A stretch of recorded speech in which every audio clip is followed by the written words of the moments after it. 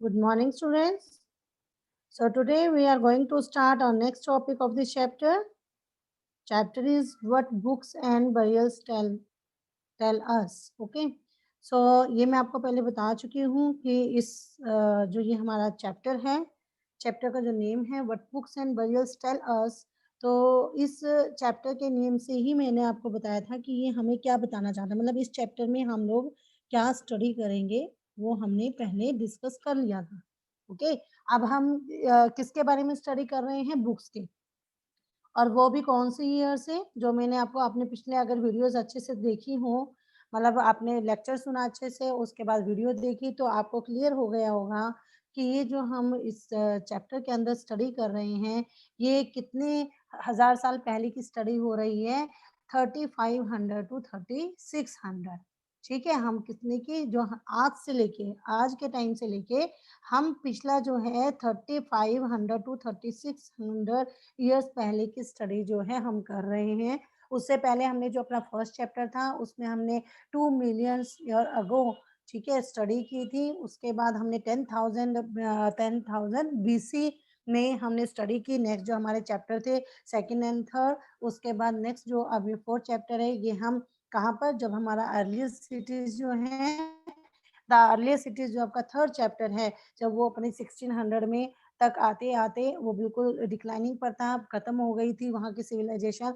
तब ये जो नए नए जो छोटे छोटे रीजन जो अमर्ज हुए, वहाँ पर वो 1600 ईयर्स के टाइम का पीरियड था जिसमें हमने स्टडी की। उसके बाद में मैंने आपको ये भी बताया था कि जो 30 आज से लेके हम इसे 3500 टू 3600 कैसे हम मेजर करते हैं कि ये इतने आज से हम इतने हजार पहले की ये स्टडी कर रहे हैं। ओके, और अगर आपको अभी भी नहीं आया है तो आप एक बार फिर से वीडियो अच्छे से सुनिए, देखिए, तो आपको क्लियर हो जाएगा। Okay, so we have already studied about the introduction, then we studied about the one of the oldest book in the world. Okay, so yesterday we have already discussed about this topic, one of the oldest book in the world, जिसके अंदर हमने study किया कि जो ऋग्वेद है, हमने वेदास पढ़े हैं। ठीक है, वेदास देख रहे हैं हमारे पास, ऋग्वेद, सामवेद, यजुर्वेद, अर्थवेद, अथर्ववेद, ये हमारे चार क्या है? वेद हैं, जिसमें जो सबसे जो ओल्डेस्ट वेद है वो क्या था? हमारा ऋग्वेद। इस ऋग्वेद के बारे में ही हम लोग जो है अभी स्टडी कर रहे हैं। और हमने ये बताया था कि जो ऋग्वेद है वो 3500 ईयर्स अगो जो है सबसे पहले यही जो है इसी को कंपोज किया गया था। जो हमारे और जो वेदास हैं, जिसमें हमारा यजुर्वेद, सामवेद, यजुर्वेद और अथर्ववेद है, वो इस ऋग्वेद के काफी टाइम के बाद जो है कंपोज किए गए थे। ओके, तो उसके बाद मैंने आपको बताया कि जो कंपोज होता किया जाता था, तो वो मतलब कि जो इसके अंदर इन सभी वेदास में क्या होते हैं? हिम्स होते हैं, मंत्र जो हैं, मंत्र काफी लिखे गए हैं। और ऋग्वेद में 1000 से भी ऊपर हिम्स जो हैं वो लिखे गए हैं। ओके, मतलब वो कंपोज किए गए हैं। और ये हिम्स जो है कंपोज किसके द्वारा किए जाते थे? सेजिस के द्वारा। सेजिस मतलब ऋषियों के द्वारा इन्हें किया जाता था। ठीक है, वो तो इन्हें कंपोज कर देते थे, लेकिन इनको आगे जो है इन्हें कौन टीच करता था, कौन आगे पढ़ाता था उनको ना स्टूडेंट्स को? तो वो होते थे प्रिस्ट, यानी जो पुजारी होते थे, वो इन हाइम्स को स्टूडेंट्स को क्या करते थे? सुनाते थे, वो उन्हें मेमोराइज करते थे और आगे जो है फिर से औरों को, आगे जो नेक्स्ट जनरेशन है उन्हें वो हिम्स जो है वो सुनाया करते थे। ओके, तो जब तब तक प्रिंटिंग प्रेस नहीं आई थी, तब तक ये जो प्रोसेस है, ठीक है, मतलब रिसाइट करने की, मेमोराइज करने की और ठीक है आगे लेकर जाने की, तो ये प्रोसेस जो है तब तक चलती रही जब तक कि प्रिंटिंग प्रेस नहीं आई।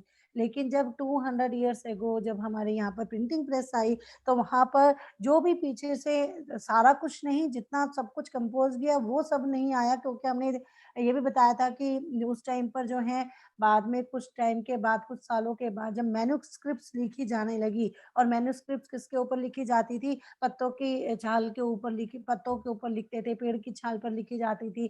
ठीक है, सील्स जो पत्थर होते थे बड़े बड़े, उनके ऊपर हम बनाते थे। ठीक है, तो जो सील होती थी, तो वो सील जो होती थी उनके ऊपर लिखा हुआ तो क्या होता था? डिस्ट्रॉय नहीं हुआ, वो तो मिल गए। लेकिन जो हम लोग जो उस टाइम पर जो पत्तों पर लिखा जाता था या फिर पेड़ की छाल पर लिखा जाता था, वो क्या हुआ, वो ज़्यादा लंबे टाइम तक नहीं चला, वो क्या हो गए, डिस्ट्रॉय हो गए। तो जो भी कुछ हमें जब 200 ईयर्स एगो जो प्रिंटिंग प्रेस आई, तो उस टाइम पर जो भी कुछ हमें कंटेंट मिले ऋग्वेद से रिलेटेड, तो हमने उनको क्या कर दिया, उनको बुक्स में लिखा, ठीक है, उनको रिटर्न में लिखा है।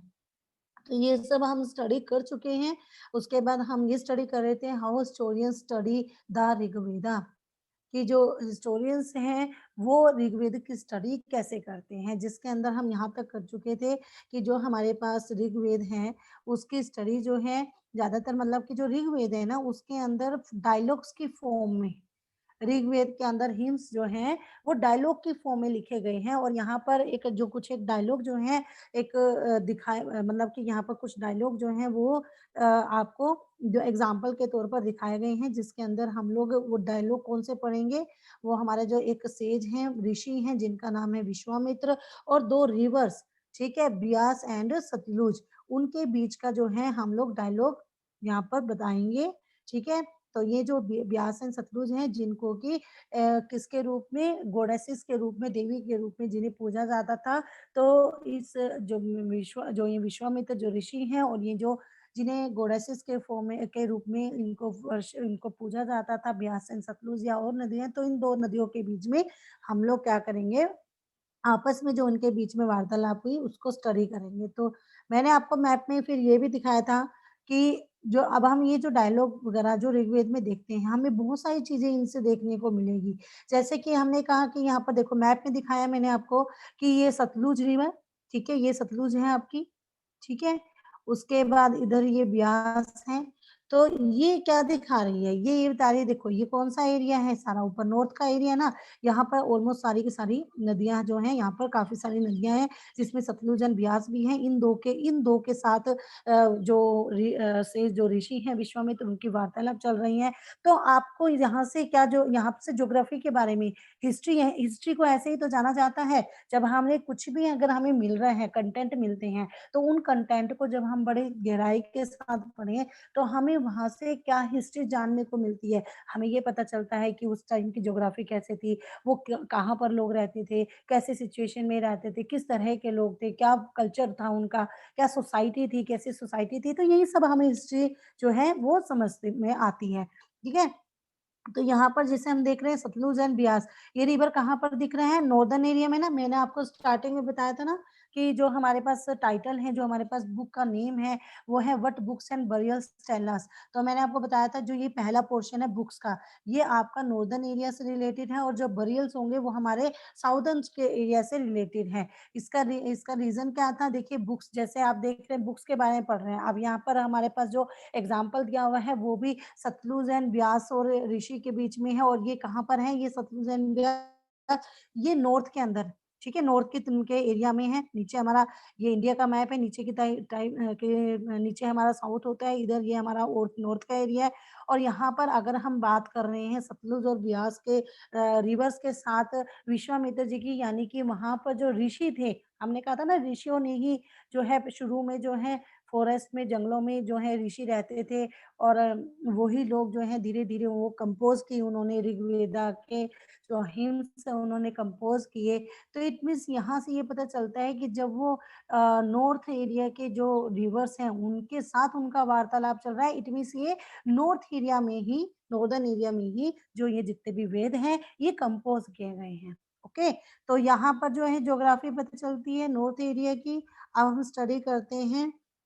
अभी मैंने जो आपको बताया कि मैन्युस्क्रिप्ट पहले मिलती थी, देखिए यहाँ एक पिक्चर भी दिखाई गई है आपके पास बुक में, a page from a manuscript of the Rigveda, और this manuscript of the Rigveda on birch bark, ठीक है, ये पेड़ होता है, पेड़ का नाम है, ठीक है, बुर्ज वृक्ष है, उसकी छाल पर ये लिखी जाती थी, ठीक है। This manuscript of the Rigveda on birch Bagh was found in Kashmir, जो कहाँ पर पाया जाता है, कश्मीर में।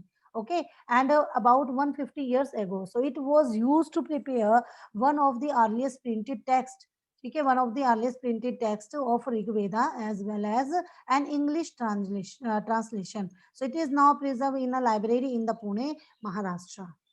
ओके, तो ये जो वृक्ष है इस पर इसके छाल पर ये लिखी गई एक मैन्युस्क्रिप्ट है, कश्मीर में ये पाई गई थी। नियर अबाउट ये बता रहा है 150 ईयर्स पहले जो है ऋग्वेद को सबसे पहली बार प्रिंट करने के लिए, छापने के लिए इसका यूज़ किया गया था, इस छाल का यूज़ किया गया था और इसी मैन्युस्क्रिप्ट को देखकर इसको क्या किया गया था, इसको इंग्लिश में भी ट्रांसलेट कर किया गया और ये पांडुलिपि ये मैन्युस्क्रिप्ट जो है वो पुणे महाराष्ट्र के एक लाइब्रेरी में प्रिजर्व करके रखी गई है। ओके, सो नेक्स्ट जो है अब हम इन दोनों जो विश्वामित्र और वो 2 नदियाँ हैं, उनके बीच में देखो हम उनके बीच के जो डायलॉग बाजी हुई है, उनको हम पढ़ें कि उन्होंने क्या आपस में बातचीत की और यहाँ से हमें बहुत सी चीज़ें देखने पर समझने को मिलती हैं। वो क्या मिलेंगी देखिए, सो विश्वामित्र विश्वामित्र जी कहते हैं, "O river, come down from the mountains like two swift horses, like two shining cows, and lick their calves." अब यहाँ पर विश्वामित्र जी क्या कह रहे हैं, हे रिवर्स, हे नदियाँ, अपने जो आपके काल्व्स क्या होते हैं? बछड़े, ठीक है? जो गायों के बछड़े होते हैं ना, उनको, ठीक है? सो अपने बछड़ों को क्या होता है देखो, यहाँ पर शाइनिंग काऊ लिखा हुआ है, शाइनिंग का मतलब ये कोई ना होता है कि गाय चमकती हैं, चमकने का मतलब यहाँ पर शाइनिंग काऊ का मतलब कि जैसे हमें कोई चीज़ ना मतलब जब हम देखते हैं बड़ा एक अच्छा-सा सीन देखें और हमें बहुत अंदर से बड़ी खुशी होती है देखते हुए एक मतलब कि क्या मतलब क्या सीन है। तो इस तरीके से यहाँ पर जैसे जब हम लोग मतलब कि जो गाय के बछड़े होते हैं, ठीक है? गाय जब अपने बछड़ों को लिक करती है, उन्हें चाटती है, उनका मतलब उनका जो प्यार है वो अपने बच्चों के प्रति दिखता है, तो ये एक एक बड़ा ही आनंद वाला टाइम वाला क्या होता है, पीरियड होता है, टाइम होता है जब हम इस तरीके की चीज़ें देखते हैं। और स्विफ्ट हॉर्सेस स्विफ्ट मतलब क्या होता है बहुत तेज़ तेज़ होता है ना स्विफ्ट कार भी इसीलिए तो स्विफ्ट रखा गया है स्विफ्ट कार का नाम भी, जो तेज़ होते हैं बहुत। तो हॉर्सेस को क्या दिखाया गया है 2 2 हॉर्सेस स्विफ्ट हॉर्सेस यानी जो बड़ी तेज़ी के साथ दौड़ते हैं। तो वो ये कह रहे हैं ओ रिवर्स अपने जो बछड़ों हैं उनको चाटती हुई 2 चमकती गायों की तरह और 2 जो बड़े इस फुर्तीले घोड़ों की चाल से तुम माउंटेन से नीचे आओ। ठीक है? उनको कह रहे हैं क्योंकि वो माउंटेन से आती हैं, ऊपर से आती हैं, ठीक है? तो वो कहते हैं नीचे आप आओ और you move like chariots to the sea. Chariots क्या होते हैं? रथ, ठीक? अब आपको पता है कि रथ होते हैं, घोड़े आगे क्या होता है? घोड़ा जो है बाँधा होता है रथ के साथ और वो चलाते हैं। ऐसा कोई नहीं कि लोग जो हैं लोग लोगों को बाँधा जाता है रथ के साथ। घोड़ों को लगाया जाता है ना, आजकल जैसे बैलगाड़ियाँ देखें तो आगे बैल लगता है, पीछे गाड़ी लगाई जाती है तो इसी तरीके से you move like chariots to the sea through the power of Indra. Indra का आपने देखा इंद्र की देखो इंद्र वक्त की पावर की तरह हम उनको बता रहे हैं you are full of the water and wish to unite with one another. अब वो ये कहते हैं कि जो इंद्र है इंद्र के द्वारा जो दी हुई पावर है उससे आप पूरी तरीके से मतलब पावरफुल तुम रथों की जो गति होती है उससे सागर की ओर बह रही हो। अब देखो यहाँ पर अब क्या बात आती है, वो कह रहे फुल ऑफ वाटर की बात कर रहे हैं। फुल ऑफ वाटर मतलब कि ये किस तरीके कौन-सी रिवर्स की बात कर रहे हैं? पेनेलियर रिवर। हमने पढ़ा था ना पीछे पेनेलियर रिवर जिसमें थ्रू आउट योर जो है पानी रहता है। तो एक तरीके से इनडायरेक्ट वे से हमें क्या पता चला? हमें इस लाइन से ये पता चलता है कि ये क्या थी? पेनेलियर रिवर थी जो कि पूरे साल बहती हैं जिसमें पानी की कभी भी कमी नहीं होती। ठीक है? तो यहाँ पर हमें ये पता चलता है उस टाइम पर पेनेलियर रिवर होती ये पेनेलियर रिवर है जिसमें कभी भी पानी खत्म नहीं होता है।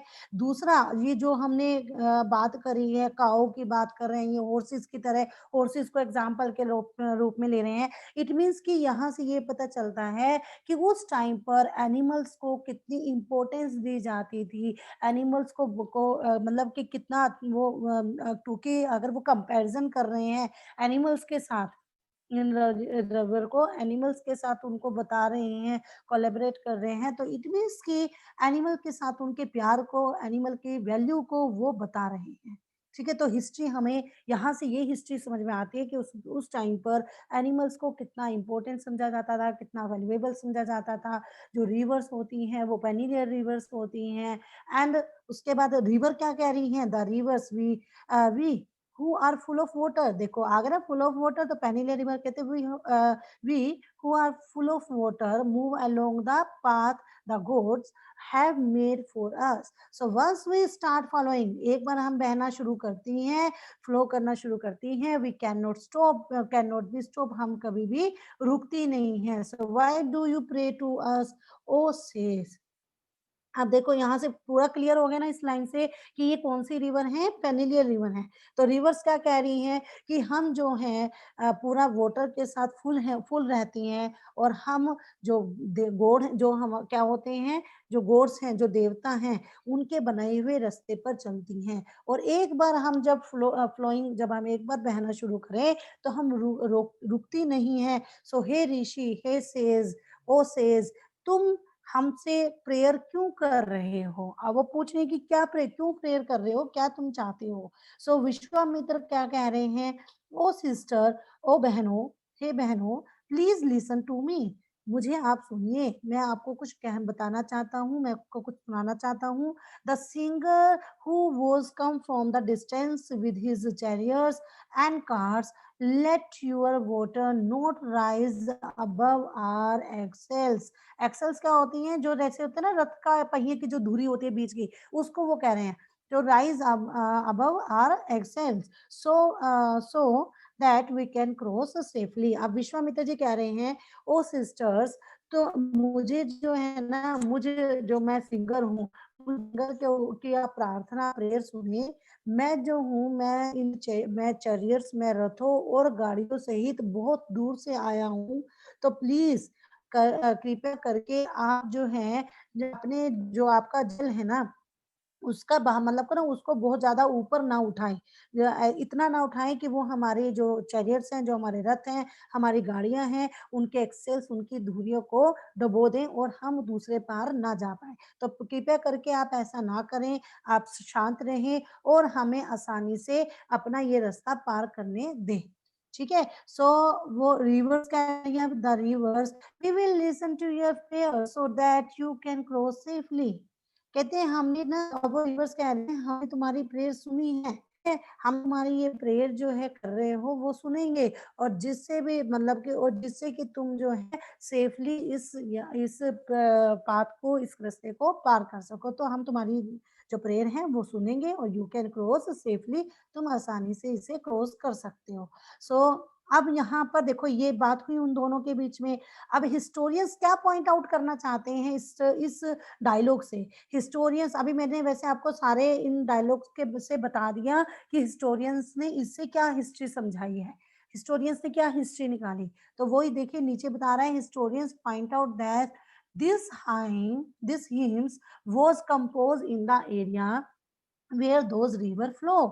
एक तो जो हिस्टोरियंस हैं वो ये बताते हैं कि ये जो प्रेयर है ये उस एरिया में रची गई होगी जहां पर क्या होती हैं, नदियां बहती हैं. और अभी मैंने आपको बताया कि ये रिवर अगर हमने देखी तो ये कहाँ पर फ्लो कर रही है, नॉर्थ एरिया में. ठीक है, जो प्लेन एरिया ना बीच में नॉर्थ एरिया है, वहां पर ये सब फ्लो कर रही है. तो एक तो ये बताया कि भाई ये जो हिम्स है ये कहाँ कंपोज हुआ है, जहां पर ये नदियां बह रही हैं. And they also suggest that the sages lived in a society where horses and cows were valued animal. ये भी मैंने अभी आपको साथ साथ बता दिया डायलॉग के साथ. साथ ही साथ जो हिस्टोरियंस है वो ये भी बता रहे हैं कि जिस सोसाइटी में ये सेज रहते हैं, ये ऋषि रहते थे, वहां पर घोड़ों को, ठीक है, हॉर्सेस को और काउस को बहुत ज्यादा वैल्यूएबल माना जाता था, बहुत ज्यादा मूल्यवान माना जाता था उस टाइम पर. इसीलिए उनके साथ कंपैरिजन किया है इसका, इन नदियों का. And that is why the river are compare to horses and cows. इसीलिए क्योंकि उनको वैल्यूएबल माना जाता था, इसीलिए रिवर्स को इन हॉर्सेस और काउस के साथ क्या किया गया है, वैल्यू उनके साथ कंपेयर किया गया है. ओके उसके बाद वो कह रहे हैं other rivers specially the Indus and its other tributaries and the Saraswati are also named in the hymns. The Ganga and Yamuna are named only once. अब इसी तरीके और से और भी जो हिम्स है ना जो इसमें लिखी गई हैं ऋग्वेद के अंदर, उसमें और भी जो नदियाँ जो बह रही हैं, सरस्वती हैं, गंगा, यमुना, हमने पीछे भी पढ़ा था ना गंगा, यमुना नद, तो वो उन सब के नाम आए हैं। देखिए आप यहाँ पर जो हमने पीछे देखा था, देखिए यहाँ पर ये इन हो गई, रावी हो गई, ठीक है? झेलम है, इंदुस, ये सब बह रही है ना यहाँ पर, इधर की साइड यहाँ पर गंगा बह जाती है इधर इंडिया में।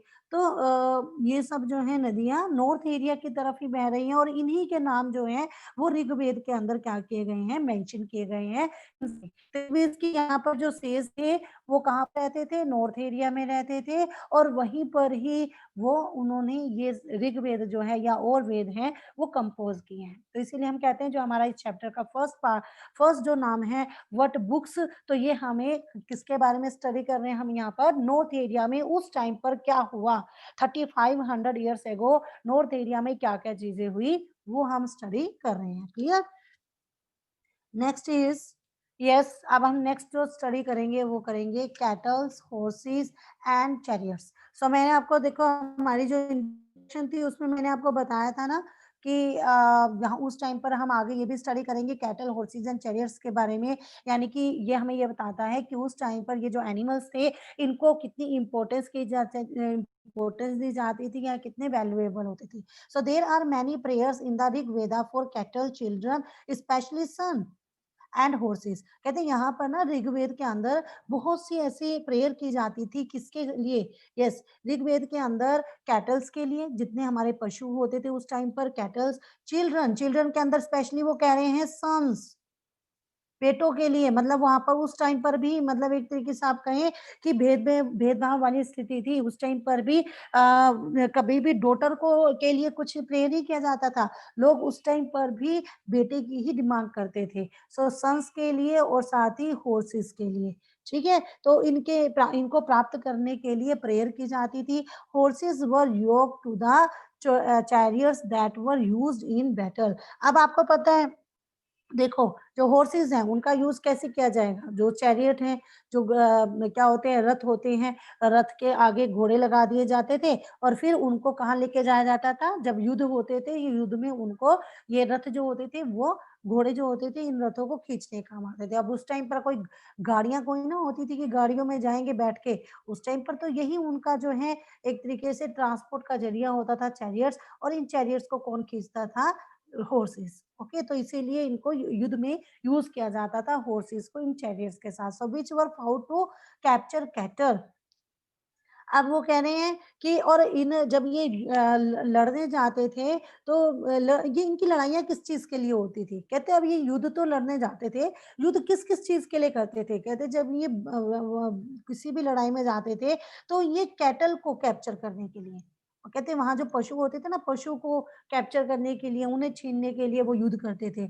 अब कैटल को क्यों किया जाता था? कैटल ये सोचने वाली बात है कि पशुओं को के लिए वो लड़ाइयाँ करते थे।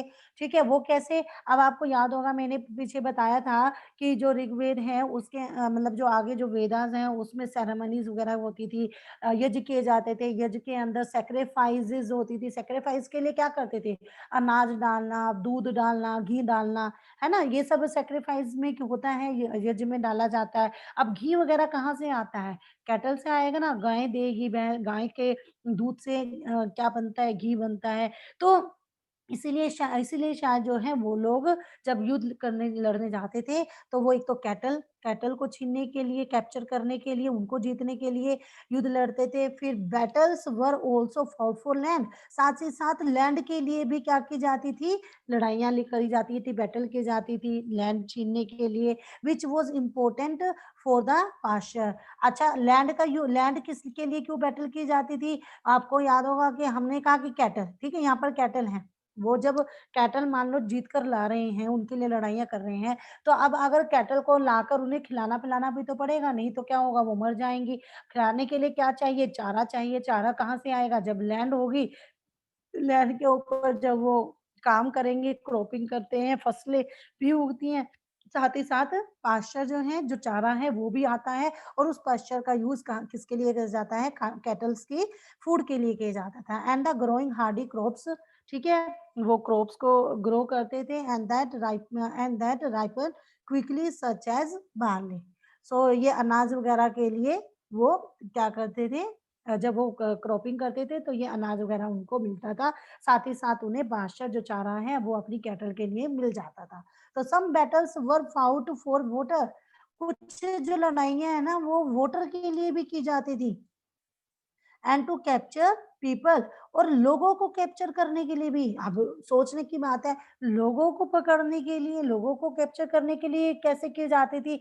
आपको याद होगा मैंने आपको बताया था स्लेव डायनेस्टी, उस टाइम का स्लेव वाला सिस्टम चला हुआ था, दास वाला सिस्टम चला हुआ था। अब मान लो इनको काम करवाने हैं, काम कौन करेगा, लोग करते हैं ना। अब वो अगर मान लो किसी को अपना दास बना लेंगे, अब दास ऐसे होते हैं, स्लेव ऐसे होते हैं कि आपने अगर किसी को कैप्चर कर लिया, किसी को जीत लिया, तो आप उससे कुछ भी करवा सकते हैं। तो जब ये मान लो लैंड है, लैंड को कैप्चर कर रहे हैं, लैंड के ऊपर इन्हें खेती करवानी है, ठीक है, अपने कैटल को पालना है, तो इसके लिए इन्हें क्या चाहिए थे, लोग चाहिए थे, ठीक है, स्लेव चाहिए थे। तो इसीलिए ये क्या करते थे, लोगों को जीतने के लिए भी लड़ाइयाँ करते थे। So some of the wealth that was obtained was kept by the leader. अब वो ये कहते हैं कि जब वो ये बैटल होती थी, इसमें जो भी होता था, some of the wealth that was obtained was kept by the leader, some was given to the priest। अब यहाँ पर इस पैराग्राफ में ये बता रहा है, अब एक क्वेश्चन आता है कि जो ये वेल्थ जीतते थे, चाहे वो वेल्थ बैटल में, चाहे वो कैटल की फॉर्म में थी, लैंड की फॉर्म में थी, वोटर की फॉर्म में थी, पीपल की फॉर्म में थी, तो वो इसका डिस्ट्रीब्यूशन कैसे करते थे, इस वेल्थ को जो जीतते थे बैटल में, उसका क्या किया जाता था, उसको कैसे डिस्ट्रीब्यूट किया जाता था। तो जो कुछ वेल्थ होती थी, वो क्या करते थे, किसको दे देते थे, लीडर्स। लीडर्स जो होता है, जो उनका नेता होता था, लीडर होता था, वो रख लेता था, ठीक है। उसके बाद और कुछ जो है, कुछ वेल्थ किसको दे दी जाती थी, प्रीस्ट को। ये भी आपको आगे समझ में आएगा प्रीस्ट को कैसे दी जाती थी, प्रीस्ट को क्यों दी जाती थी। आप पीछे आपने पढ़ा है ना कि जो हिम्स होती थी, कंपोज तो सेजेस करते थे, लेकिन आगे जो प्रीस्ट है उनको उनको ये काम दिया जाता था कि वो ये जो हिम्स है वो आगे जो है जनरेशन तक पहुंचाए, उनको सुनाए। तो प्रीस्ट की भी काफी इंपॉर्टेंस हुआ करती थी। तो कुछ वेल्थ प्रीस्ट को दे दी जाती थी, पुजारियों को दे दी जाती थी, एंड जो रेस्ट और जो बच जाती थी वो कहाँ पे डिस्ट्रीब्यूट की जाती थी, अमंगस द पीपल, लोगों के बीच में डिस्ट्रीब्यूट कर दी जाती थी। क्योंकि उस टाइम पर क्योंकि लोग हैं जो उन सबसे किसी न कुछ काम करवाया जाता था, तो इसीलिए उनको दे दी जाती थी। तो and some wealth was used for the performance of yajnas, ठीक है, जो यज्ञ किए जाते थे या जो सैक्रिफाइस किए जाते थे, उनके अंदर उनको परफॉर्म करने के लिए कुछ वेल्थ वहां पर यूज हो जाती थी, in which offering were made into the fire. So these were meant for god and goddesses. और ये मैंने आपको बताया है कि जो सैक्रिफाइस किए जाते थे, ये जो सैक्रिफाइस होती थी, ये गॉड एंड गॉडेसेस को दी जाती थी। मतलब कि इनडायरेक्ट वे से वो ये कहते थे ये हम अपने देवी देवताओं को दे रहे हैं ये सैक्रिफाइस। ऑफरिंग कुड इंक्लूड घी, जिसके अंदर जो ये ऑफरिंग होती थी, जो ये उनको आहुतियां दी जाती थी, इसमें अंदर क्या शामिल होता था, ghee, grain, and the some of the cases animals. Animals की भी बलि दी जाती थी। अब बलि का मतलब ये कोई नहीं कि वो ये उसको आग के अंदर डाल देते थे एनिमल्स को, नहीं, उनका सिर काट दिया जाता था, उनकी बलि दे दी जाती थी। सो मोस्ट मैन टू, अब सिंपल सी बात है, अब वो बैटल बैटल की बात आ रही है। अब इन बैटल्स में, इन युद्धों में कौन जाता था, कौन लड़ते थे ये युद्ध, तो most man to part of this wars. इन वॉर्स के अंदर ज्यादातर जो मैन होते थे वो पार्ट लेते थे। तो अब यहाँ से ये समझ में आता है कि क्यों ये स्पेशली जो प्रेयर करते थे ना, ऋग्वेद के अंदर बताया, ऊपर हमने सबसे पहली लाइन इसके अंदर पढ़ी है कि स्पेशली जो है वो सन की डिमांड करते थे, बेटे की डिमांड करते थे। तो वो क्यों कर रहे हैं, क्यों कर रहे हैं, क्योंकि जब युद्ध में ज्यादातर जो मैन होते थे उन्हीं उन्हीं वही हिस्सा लेते थे, तो इसीलिए ये चाहते थे कि इनको बेटा ही हो ताकि वो आगे युद्धों में भाग ले सके, कोई भी बैटल हो तो उसमें लड़ने जा सके। So there was no regular army, वहां पर कोई रेगुलर आर्मी नहीं होती थी, but there were assemblies where people met। Yes, so they उसमें के बाद